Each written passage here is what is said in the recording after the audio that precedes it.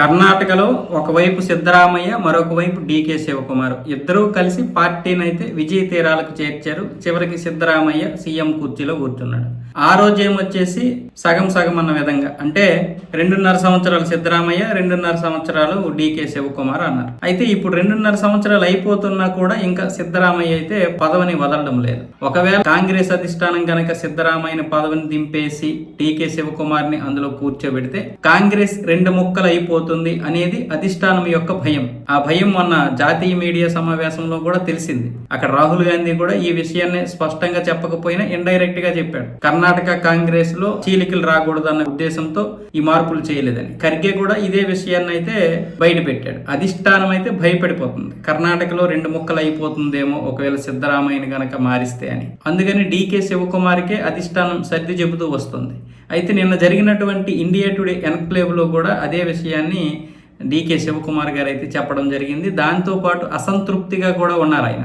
మీరు 2.5 సంవత్సరాల తర్వాత అధిష్టానం చెప్పిన ప్రకారం సీఎం కుర్చీలో కూర్చొనే అవకాశం ఉంటుందా అంటే దాని గురించి ఆయన డైరెక్ట్ గా చెప్పలేదు, కానీ ఇండైరెక్ట్ గా చెప్పారు. ఆశ అనేది ఎవరికైనా ఉంటది, మనిషిని నడిపించేది ఆశ మాత్రమే. ఇక సీఎం కుర్చీ అంటారా, అది అధిష్టానం చూసుకుంటది.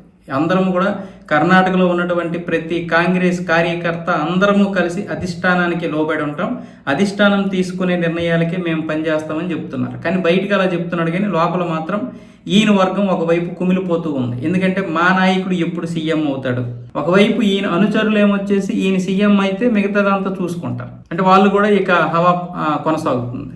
అలాగే కింద స్థాయి కార్యకర్తలు కూడా కొంచెం హ్యాపీగా ఫీల్ అవుతారు. సిద్ధరామయ్య అంటే సగం మందికి ఇష్టం ఉండదు, డీకే శివకుమార్ అంటే సిద్ధరామయ్య వర్గానికి ఇష్టం ఉండదు. అంటే ఈ విధంగా ఏదేమైనా సరే అధిష్టానానికి భయం ఏంటంటే సిద్ధరామయ్యకి కొంచెం అభిమానగణం ఎక్కువ ఉంది, దానివల్ల చీలికలు వచ్చే పరిస్థితి ఉంటుందని అధిష్టానం భయపడుతుంది. ఇటువైపు ఏమొచ్చేసి డీకే శివకుమార్ అసంతృప్తితో ఉన్నాడు. బయటికి అయితే మాత్రం చెబుతున్నాడు కానీ అధిష్టానం తీసుకునే నిర్ణయాలకి కట్టుబడి ఉంటామని. కానీ ఇక్కడ మాత్రం ఎందుకు అసంతృప్తితో ఉన్నాడంటే రేపు ఏమైనా జరగవచ్చు. 5 సంవత్సరాలు అయిపోయిన తర్వాత కాంగ్రెసే గెలుస్తుందని గ్యారంటీ లేదు. కాంగ్రెస్ గెలిచింది అనుకోండి, నెక్స్ట్ టైం ఖచ్చితంగా డీకే శివకుమార్కి సీఎం పదవి ఇచ్చే అవకాశం ఉంటుంది. కానీ గెలుస్తుందని గ్యారంటీ ఏముంటుంది? ఇప్పుడు ఎప్పుడు ఎలా ఉంటుందో ఎవరికి తెలియదు. అదే ఇప్పుడు డీకే శివకుమార్ యొక్క బాధ.